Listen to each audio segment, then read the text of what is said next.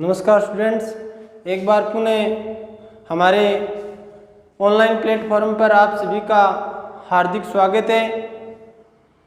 प्रिय विद्यार्थियों, पिछले लेक्चर के अंदर हमने इलेक्ट्रिक फील्ड लाइंस के बारे में पढ़ा था और आज लेक्चर नंबर 7 लेकर आया हूँ मैं, जिसके अंदर हम इलेक्ट्रिक डाइपोल और इलेक्ट्रिक डाइपोल मोमेंट के बारे में अध्ययन करेंगे।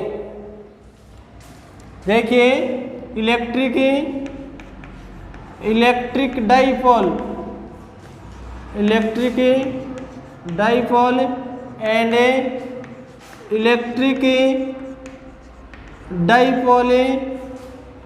इलेक्ट्रिक डाइपोल मोमेंट, यानी विद्युत द्विध्रुव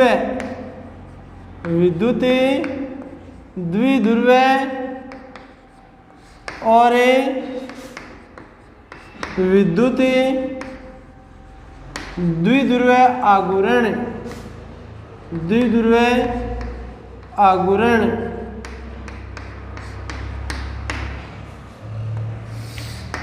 देखिए प्यारे बच्चों, इलेक्ट्रिक डाइपोल क्या होता है और इलेक्ट्रिक डाइपोल मोमेंट क्या होता है। तो सबसे पहले हम ये समझें कि विद्युत द्विध्रुव क्या है। विद्युत द्विध्रुव से ही विद्युत द्विध्रुव आघूर्ण की डेफिनेशन निकलेगी। तो विद्युत द्विध्रुव होता है, मैं दो समान परिमाण के आवेश लूं, यानी जिनका परिमाण क्या हो, समान हो, लेकिन प्रकृति क्या हो, विपरीत हो। दो समान परिमाण के आवेश जिनकी प्रकृति विपरीत हो और दोनों एक दूसरे से अत्यल्प दूरी पर स्थित हो। कैसे, कितनी दूरी पर? बहुत कम दूरी पर स्थित हो। आवेशों के इस युग्म को क्या कहा जाता है? विद्युत द्विध्रुव कहा जाता है। कैसे? ये प्लस क्यू आवेश है मेरे पास, मान लो इसका मैं एक बार मान लेता हूँ +5 कूलम और ये है -5 कूलम। तो परिमाण में तो 5 और 5 दोनों क्या है, बराबर है, यानी समान परिमाण। और प्रकृति कैसी है, इसकी पॉजिटिव है, इसकी नेगेटिव है। दो आवेश होने चाहिए, दोनों का परिमाण समान होना चाहिए और प्रकृति विपरीत होनी चाहिए। और ये दोनों आवेश यदि अत्यल्प दूरी पर स्थित हों, यानी दोनों आवेशों के बीच की दूरी बहुत कम हो, तो आवेशों के इस प्रकार के युग्म को क्या कहा जाता है? विद्युत द्विध्रुव कहा जाता है। प्रिय विद्यार्थियों, आप परिभाषा लिख सकते हो साथ में कि विद्युत द्विध्रुव क्या है। आपने समझ तो लिया ही है कि है क्या इलेक्ट्रिक डाइपोल। परिभाषा लिख सकते हो कि विद्युत द्विध्रुव क्या है। तो विद्युत द्विध्रुव की परिभाषा ये बनेगी बच्चों कि दो समान परिमाण तथा विपरीत प्रकृति के आवेश यदि एक दूसरे से अत्यल्प दूरी पर स्थित हों, तो आवेशों के ऐसे युग्म को विद्युत द्विध्रुव कहते हैं। और इसी क्रम में मैं आगे बढ़ूं तो द्विध्रुव आघूर्ण, ये द्विध्रुव आघूर्ण क्या है, यानी इनके मैथमेटिक्स स्वरूप को हम क्या बोलते हैं? द्विध्रुव आघूर्ण बोलते हैं। कैसे बच्चों? जैसे ये मेरे पास प्लस क्यू आवेश, ये माइनस क्यू आवेश, दो ध्रुव हो गए, एक प्लस और एक माइनस। जैसे चुंबक के दो ध्रुव होते हैं N और S, वैसे ही क्या हो गए, दो ध्रुव, तो द्विध्रुव है। तो इनके दो ध्रुव हैं, एक प्लस क्यू आवेश है एक पर माइनस क्यू आवेश है। जैसे इसको मैं A पॉइंट बोल दूं, इसको मैं B पॉइंट बोल दूं। अब देखिए आप कि प्लस क्यू और माइनस क्यू दो आवेश हैं, दोनों के बीच की दूरी 2a। तो इसको मैं द्विध्रुव आघूर्ण में कैसे कन्वर्ट करूं? दो समान परिमाण व विपरीत प्रकृति के आवेशों के बीच की दूरी कितनी है? 2a। और इसका द्विध्रुव आघूर्ण क्या होगा? P होगा। क्या होगा? P। और P का मान मैं लिखूंगा Q × 2a सदिश। P सदिश बराबर है Q × 2a सदिश। और यह सदिश भौतिक राशि है। कैसे है? यह सदिश भौतिक राशि है, सदिश भौतिक राशि है, यह सदिश भौतिक राशि है। और अब देखिए किस प्रकार की राशि है, सदिश राशि है। और दिशा क्या होती है इसकी, दिशा सदिश है तो दिशा क्या होगी, ऋणात्मक आवेश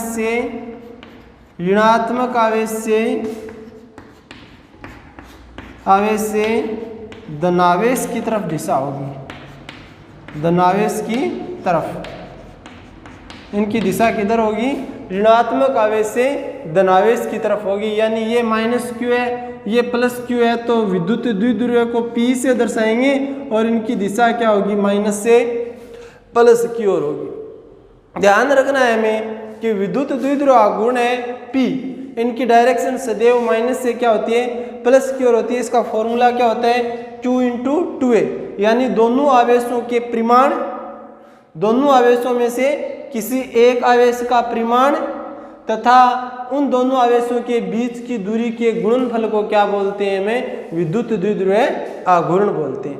यानी विद्युत द्विध्रुव आघूर्ण की परिभाषा क्या बन जाएगी कि विद्युत द्विध्रुव के दोनों आवेशों में से किसी एक आवेश के परिमाण तथा दोनों आवेशों के बीच की दूरी के गुणनफल को क्या कहते हैं, विद्युत द्विध्रुव आघूर्ण कहते हैं। और यह सदिश भौतिक राशि होती है और इसकी दिशा किस साइड की होती है, ऋणात्मक आवेश से धनावेश की तरफ होती है। यानी ऋण सिरे से धन सिरे की ओर इसकी क्या होती है, दिशा होती है।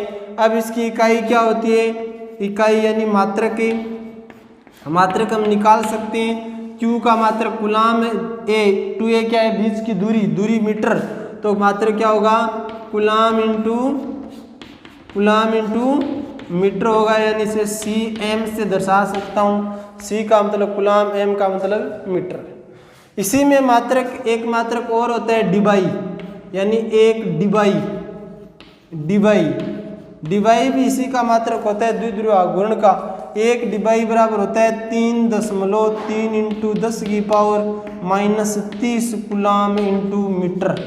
ये इसका मान होता है, याद रखना, इसको पूछा जा सकता है एग्जाम के अंदर है कि एक डिबाई का मान है कूलाम मीटर में होता है, तो इसका मान कितना आएगा कूलाम मीटर में, 3.3 × 10⁻³ कूलाम मीटर आएगा।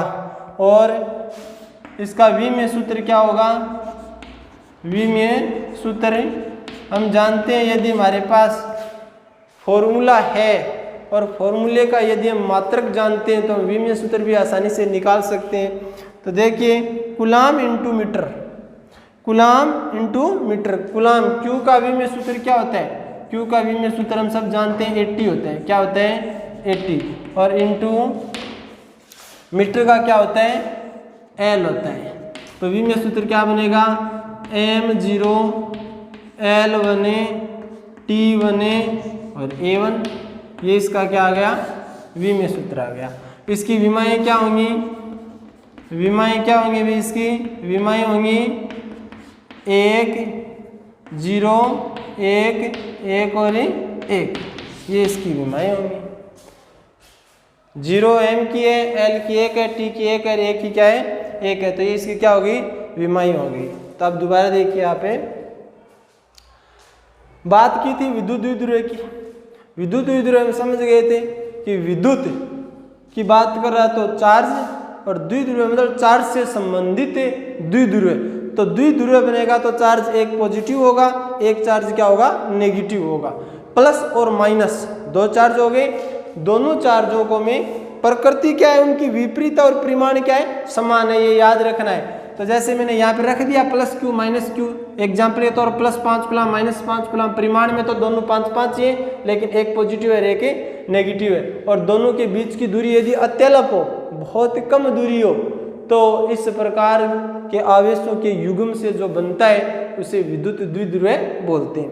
और जब बात विद्युत द्विध्रुव आघूर्ण की आती है तो उन दोनों आवेशों में से किसी एक आवेश इंटू दोनों के बीच की दूरी का गुणनफल क्या कहलाता है, विद्युत द्विध्रुव आघूर्ण कहलाता है। यह भौतिक राशि कैसी है, ये सदिश भौतिक राशि है। इनकी दिशा क्या होती है, ऋणात्मक आवेश से धनात्मक आवेश की तरफ होती है। मात्रक क्या होता है, कूलम इंटू मीटर होता है, और अन्य मात्रक एक डिबाई भी होता है। एक डिवाई का मान 3.3 इंटू 10⁻³ कूलम होता है। वी में सूत्र AT कैसे आया ये भी हम जानते हैं कि I बराबर होता है Q/T। तो Q बराबर क्या होगा I इंटू T। तो I एम्पियर और T मतलब कैपिटल T AT, ये SAT बनता है इसका। और विमाएँ वी में सूत्र के बाद में जो वी में सूत्र के ऊपर इनकी घातें हैं वो इनकी क्या है विमाएँ, जिनका मान 0, 1, 1 और 1 है। तो इस प्रकार से हमारा ये विद्युत द्विध्रुव और द्विध्रुव आघूर्ण का टॉपिक क्लियर हुआ। अब इसी के अंदर हम इलेक्ट्रिक फील्ड का मान ज्ञात करेंगे। इलेक्ट्रिक फील्ड का मान कैसे कि ये जो इलेक्ट्रिक डाइपोल मैंने बनाया है इसमें दो कंडीशन है, एक तो अक्षीय स्थिति और एक निरक्षीय स्थिति। कैसे, जैसे मैं इसकी अक्ष के अनुदिश किसी भी पॉइंट पर बात करूँगा, इस साइड में या इस साइड में या यहाँ, जहाँ भी इनकी सीध में बात करूँगा वो कौन सी होगी, अक्षीय स्थिति होगी, यानी अक्ष के अनुदिश। और यदि मैं इसके मध्य बिंदु से लंबवत कोई रेखा खींच दूँ ऐसे, तो ये कैसी होगी, इसे मैं अनुप्रस्थ बोल दूँ या इसे मैं निरक्षीय स्थिति बोल दूँ। कौन सी स्थिति, निरक्षीय स्थिति। तो जो इलेक्ट्रिक डाइपोल अभी हमने पढ़ा है इसके दो पहलू होंगे जिनका मान हमें ज्ञात करना है, एक तो इस प्रकार से अक्ष के अनुदिश, एक इस प्रकार से निरक्ष के अनुदिश। महत्वपूर्ण चीज है कि भाई विद्युत द्विध्रुव के कारण अक्ष पर विद्युत क्षेत्र की तीव्रता और निरक्ष पर विद्युत क्षेत्र की तीव्रता दोनों बड़े टॉपिक हैं, दोनों का हम बारी बारी अध्ययन करेंगे। तो आप इसमें अब इनका स्क्रीनशॉट ले लीजिए। वैसे मैंने आपको परिभाषाएं लिखा दी हैं, फिर भी आप एक बार पुनः इनका स्क्रीनशॉट ले लीजिए। अब इसमें हमें जो विद्युत द्विध्रुव आघूर्ण पढ़ा है इसी के अंदर हम बात करेंगे। सबसे पहले हमारा टॉपिक रहेगा 1 नंबर विद्युत द्विध्रुव के कारण, विद्युत द्विध्रुव के कारण अक्ष पर विद्युत क्षेत्र की तीव्रता किस पर ज्ञात करनी है, हमें अक्ष पर ज्ञात करनी है। पहला पॉइंट ये रहेगा हमारा इलेक्ट्रिक डाइपोल मोमेंट है, उसके कारण अक्ष पर क्या ज्ञात करनी है, विद्युत क्षेत्र की तीव्रता। तो देखिए बच्चों, अक्ष और निरक्ष दोनों में पढ़ेंगे। सबसे पहले हम अक्ष की बात करें, जैसे सबसे पहले मैं बना लेता हूँ एक विद्युत द्विध्रुव है, ये -q आवेश है, ये +q आवेश है, ये A पॉइंट है और ये मेरे पास है B पॉइंट है। इन दोनों के बीच की दूरी कितनी है, 2a दूरी है। कितनी दूरी है, 2a। इनके मध्य बिंदु O ले लेता हूँ मैं विद्युत द्विध्रुव का। अब प्यारे बच्चों हम जानते हैं कि विद्युत द्विध्रुव की दिशा क्या होती है, माइनस से प्लस की ओर। तो ये माइनस है और ये प्लस है, तो इसकी दिशा क्या हो जाएगी, p कैप, ये हो जाएगी माइनस से प्लस की तरफ। अब हमारा प्रश्न ये है कि विद्युत द्विध्रुव की अक्ष पर, तो मैं ये मान के चलूं कि विद्युत द्विध्रुव के मध्य बिंदु O से स्मॉल r दूरी पर एक पॉइंट P स्थित है। कितनी दूरी पर है, स्मॉल r दूरी पर एक पॉइंट P स्थित है। ये दूरी कितनी है, स्मॉल r दूरी है। ये +q आप यहाँ पे रख दीजिए। स्मॉल r दूरी पर क्या है, एक पॉइंट P स्थित है। अब आपको क्या करना है, इस O बिंदु से R दूरी पर स्थित बिंदु P, अब आप देख सकते हो बिंदु P है वो इसके अक्ष के ऊपर स्थित है। बिंदु P पर हमें क्या ज्ञात करनी है, विद्युत क्षेत्र की तीव्रता ज्ञात करनी है। तो हमारे पास विद्युत क्षेत्र की तीव्रता ज्ञात करने के लिए दो चार्ज हैं, दोनों की अलग अलग ज्ञात करनी पड़ेगी और फिर इसके बाद में इसका क्या कर देंगे, सदिश से योग कर देंगे। तो सबसे पहले ये देखिए बच्चों कि ये O से B के बीच की दूरी है A, क्योंकि ये इनका मध्य बिंदु है O। ये क्या है, मध्य बिंदु O है। तो टोटल दूरी A से B के बीच की 2a है, तो ये दूरी कितनी हो जाएगी, A हो जाएगी। ये दूरी कितनी हो जाएगी, A हो जाएगी। और ये दूरी भी कितनी हो जाएगी, A हो जाएगी। यानी A से O के बीच की दूरी A है, O से B के बीच की दूरी भी क्या है, A, और O से P के बीच की दूरी क्या है, स्मॉल r है। अब इसमें क्या है, अब हमें ये देखना है कि भाई एक तो माइनस क्यू आवेश है, एक प्लस क्यू आवेश है। इसके कारण बिंदु P पर विद्युत क्षेत्र की तीव्रता ज्ञात करनी है। तो मैं मानकर चलूं प्लस क्यू आवेश के कारण विद्युत क्षेत्र की तीव्रता बिंदु P पर क्या आएगी, E1 आएगी। क्या आएगी, E1 सदिश।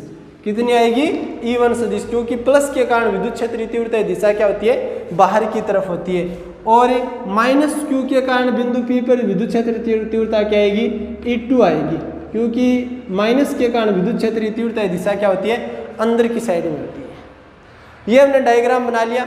अब सबसे पहले हम ये देखते हैं कि एक तो हमारे पास माइनस क्यू आवेश है, एक प्लस क्यू आवेश है। तो मैं देखता हूं सबसे पहले इस प्लस क्यू आवेश के कारण बिंदु P पर विद्युत क्षेत्र की तीव्रता। प्लस क्यू आवेश के कारण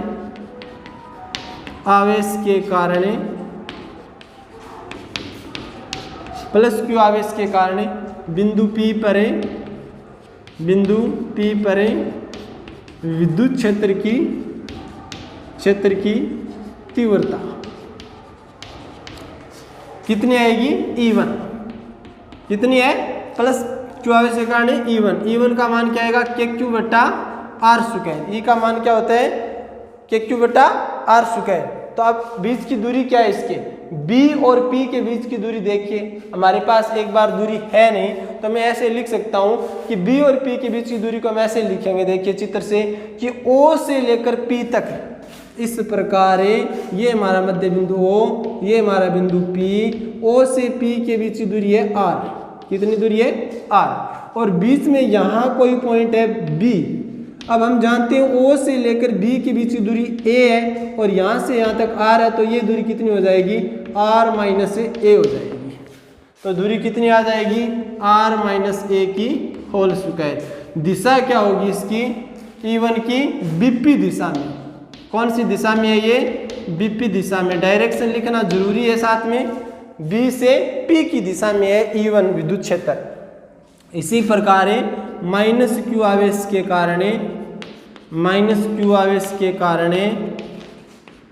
कारण बिंदु P पर विद्युत क्षेत्र की तीव्रता E2 बराबर माइनस क्यू। ये इसके कारण इस पॉइंट पर, जैसे यहाँ पे हमारे पास माइनस क्यू था, तो इस माइनस क्यू आवेश के कारण, यानी यहाँ से इससे इस पॉइंट पर विद्युत क्षेत्र तीव्रता, तो हम जानते हैं ये दूरी तो R है और ये दूरी A है, तो टोटल दूरी क्या हो जाएगी, R प्लस A हो जाएगी।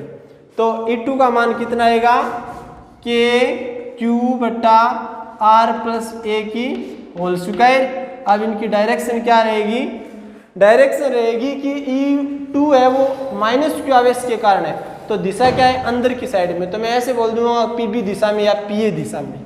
कौन सी दिशा है, PA दिशा में।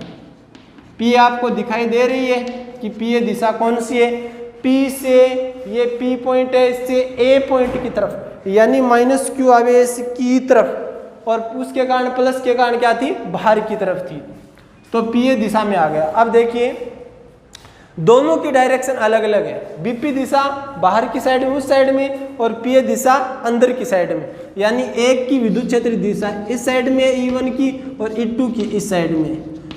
फिजिक्स के अंदर सिस्टम क्या होता है भाई, सदिश योग आपको करना है, तब या तो आपके पास क्या होना चाहिए, दोनों जो भौतिक राशियाँ हैं वो एक दिशा में होनी चाहिए, या दोनों एक दूसरे के विपरीत दिशा में होनी चाहिए। यदि एक ही डायरेक्शन में, तब उनका क्या हो जाता है, योग हो जाता है, और यदि विपरीत दिशा में, तब भी इनका योग होता है, लेकिन वो एक रूप से क्या है, विकलन है, यानी घटाव होता है। तो इसी क्रम में अतः बिंदु P पर कुल विद्युत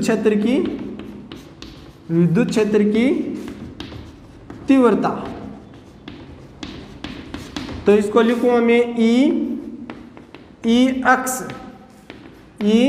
x बराबर है E1 प्लस E2। Ex का मान कितना आएगा, E1 का मान कितना है, E1 का मान है KQ बटा R माइनस A की होल स्क्वायर, और प्लस के स्थान पे क्या लिख दूं, माइनस, क्योंकि ये एक दूसरे की क्या है, विपरीत दिशा में, तो कौन सा चिन्ह आ जाएगा, माइनस का, और माइनस KQ बटा R प्लस A की होल स्क्वायर। अब मेन चीज ये इसकी फाइनल डायरेक्शन क्या आएगी, वे एक आवेश है उसके कारण प्लस क्यू आवेश के कारण विद्युत क्षेत्र तीव्रता बिंदु P पर E1 की दिशा बाहर की साइड में, एक दूसरे माइनस के कारण अंदर की साइड में। जब दोनों का हम रिजल्ट देखेंगे तो अब हमें ये तय करना है कि वो प्लस वाले की साइड में रहेगी या माइनस वाले की साइड में रहेगी। तो आप देखिए कि हमारा फॉर्मूला ये होता है E बराबर के E व्युत्क्रमानुपाती होता है आर स्क्वायर की, होता है या नहीं होता। यानी यदि बीच की दूरी कम है तो इलेक्ट्रिक फील्ड क्या होगा, ज़्यादा होगा, और जिस दिशा में इलेक्ट्रिक फील्ड ज़्यादा होगा वो ही उसकी क्या होगी, डायरेक्शन होगी। तो अब हमें ये देखना है कि आर का मान कम कौन से में है। तो आप देखिए बच्चों, यहाँ से एक तो मैंने लिखा है आर माइनस ए, आर में से कुछ घट रहा है, जैसे आर को मैं 5 मान लूँ, उसमें से 1 घटा दिया, 4 बचा। R plus a, 5 plus 1 6। तो अब आप इससे देखिए कि कौन से का मान ज़्यादा होगा, जिसके नीचे मान कम होगा उसका मान ज़्यादा होगा। यानी परिणामी हमें क्या मिलेगा, इस E1 की दिशा में मिलेगा, यानी बीपी दिशा में मिलेगा। तो परिणामी की दिशा क्या हो जाएगी, बीपी दिशा हो जाएगी। कौन सी दिशा में, बीपी दिशा में। अब इसको हल कीजिए, Ex बराबर है के क्यू को मैं कॉमन ले लूँ, अंदर बचा 1/r माइनस ए की whole square minus 1/r plus A की होल स्क्वायर बराबर है के क्यू, इनका लघुत्तम लीजिए r माइनस ए की whole square r plus A की होल स्क्वायर, इधर ऊपर क्या आ जाएगा r प्लस ए की होल स्क्वायर और ए minus A r minus A की होल स्क्वायर। इसी प्रकार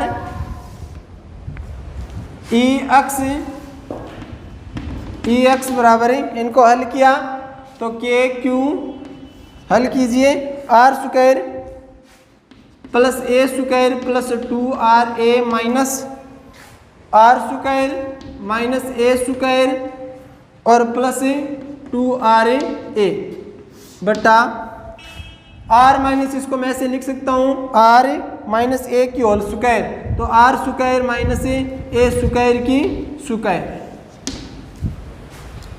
अब आगे देखिए Ex बराबर है, इनको घटा दीजिए, आर स्क्वायर से आर स्क्वायर, ए स्क्वायर से ए स्क्वायर, ये कैंसिल हो जाएंगे। ऊपर क्या बचेगा के क्यू 4ra बट्टा इनमें आ गया आर स्क्वायर माइनस ए स्क्वायर की स्क्वायर। दिशा हमारी कौन सी दिशा है, बीपी दिशा में, बीपी दिशा में।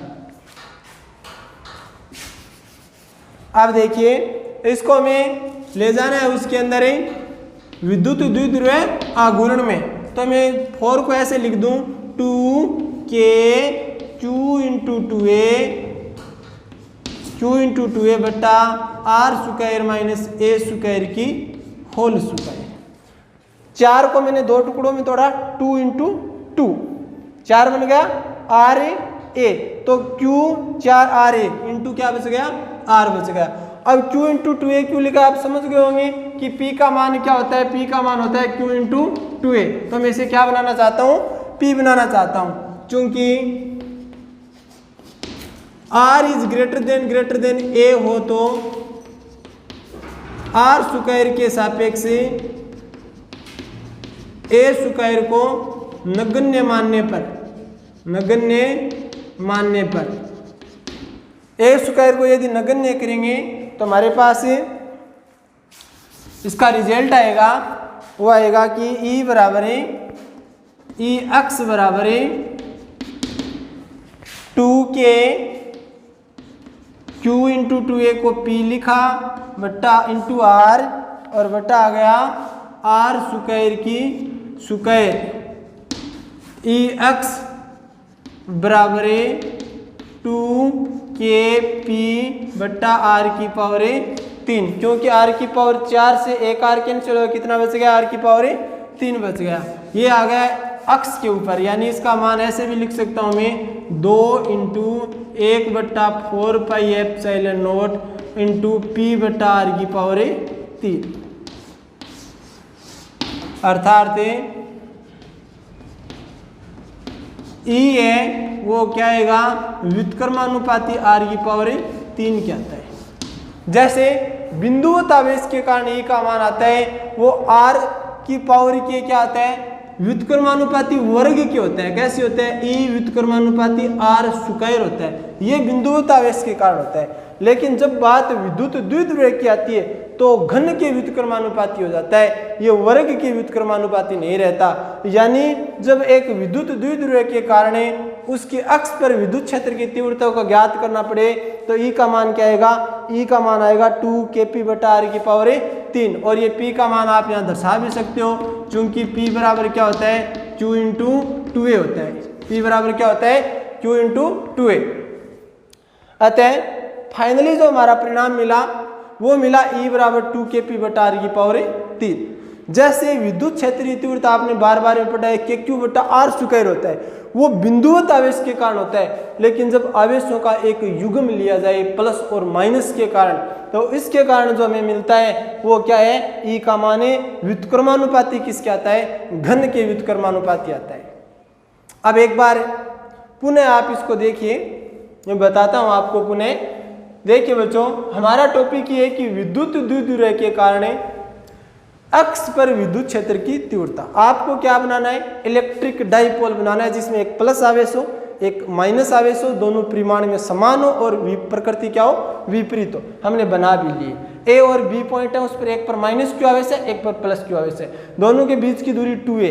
चित्र में आपको कम दिखाई दे रहा होगा, लेकिन आप जो मैं बोल रहा हूँ उसको थोड़ा मेंटेन करिए कि दोनों के बीच की दूरी क्या है? 2a। मैंने इन द्विध्रुव का मध्य बिंदु लिया है O।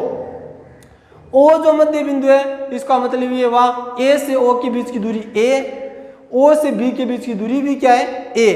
अब हमारा प्रश्न ये है कि इस O बिंदु से स्मॉल r दूरी पर एक पॉइंट P स्थित है और इस पॉइंट P पर हमें क्या ज्ञात करनी है? विद्युत क्षेत्र की तीव्रता ज्ञात करनी है। अब विद्युत क्षेत्र की तीव्रता ज्ञात करनी है तो हमें दोनों आवेशों के कारण अलग अलग ज्ञात करनी पड़ेगी। तो मैं क्या करता हूं, सबसे पहले इस प्लस क्यू आवेश के कारण बिंदु P पर विद्युत क्षेत्र की तीव्रता ज्ञात करता हूं। तो लिखा प्लस क्यू आवेश के कारण बिंदु P पर विद्युत क्षेत्र की तीव्रता क्या है? E1 है, जिसका मान आएगा kq/r-a²। दिशा क्या होगी? विपरीत दिशा में। अब ये समझने वाली बात है कि मैंने r-a² कैसे लिख दिया। इसलिए लिख दिया कि B से P के बीच की दूरी मैथमेटिक्स रूप से देखी जाए तो r-a होगी, क्योंकि O से लेकर P के बीच की दूरी r है, O से लेकर B के बीच की दूरी a है, तो ये बच जाएगी r-a। इसी प्रकार माइनस क्यू आवेश के कारण देखेंगे सेम रहेगा kq/r+a²। इसकी दिशा क्या आ जाएगी? अंदर की साइड में P दिशा में। अतः बिंदु P पर कुल विद्युत क्षेत्रीय तीव्रता E अक्ष पर कितना आएगा? E1 - E2। अब माइनस क्यों आया, प्लस क्यों नहीं आया? क्योंकि दोनों की डायरेक्शन क्या है? एक दूसरे के ऑपोजिट डायरेक्शन में है। Ex का मान रख दिया हमने। फाइनली देख ली दिशा कौन सी आएगी? इनकी विपरीत दिशा में आएगा। अब इनको हल करना है आपको। नीचे मैथमेटिक्स कैलकुलेशन है, हम सब जानते हैं कैसे होती है, तो इनको आप हल करके लाइए। लास्ट में आपके पास आता है Ex का मान kq/4ra/r² - a²। तो Ex का मान क्या आ जाएगा? 2k, इसको मैंने लिख दिया q × 2a × r और बट्टा में r² - a²। अब मैं बताता हूं कि r का मान यदि a से क्या हो? बहुत बड़ा हो। a से बहुत बड़ा होने का मतलब ये a तो क्या है? a तो विद्युत द्विध्रुव जो है ना, प्लस और माइनस है। एक प्लस आवेश है और एक माइनस आवेश है, इनके बीच का मध्य बिंदु है O। अब ये दूरी a। अब तो हम पहले से खुद ही बोल रहे हैं कि जो प्लस और माइनस है उनके बीच की दूरी जो 2a है, उनका मान बहुत कम होना चाहिए। उनका मान बहुत कम होना चाहिए और उनकी आधी फिर और बहुत कम होगी। लेकिन हमारा प्रश्न ये कहता है इनके मध्य बिंदु से r तो कहीं पर भी हो सकता है। कितनी दूरी पर हो सकता है? मान लो इनका मान तो मिलीमीटर में है लेकिन r का मान किलोमीटर के अंदर है, तो दूरी क्या है उसकी? ज्यादा है r की। तो मैं क्या मान लूं कि r का मान यदि a से काफी बड़ा हो तो मैं r² के सापेक्ष a² को क्या मैं कर दूं? नेगलेक्ट कर दूं। वैसे ही जैसे 1 करोड़ रुपए के अंदर 1 रुपए को क्या कर दिया जाए? नेगलेक्ट कर दिया जाए। तो इसको नेगलेक्ट करने पर हमारे पास फॉर्मूला आता है 2kp × r। p कहां से आया? q × 2a से बट्टा r² की स्क्वायर यानी r⁴। 4 में से 1 कटा, बची 3। तो हमारे पास आ गया E का मान है 2kp/r⁴। धन्यवाद। अगले लेक्चर के अंदर हम विद्युत द्विध्रुव के कारण निरक्ष पर विद्युत क्षेत्र की तीव्रता पढ़ेंगे।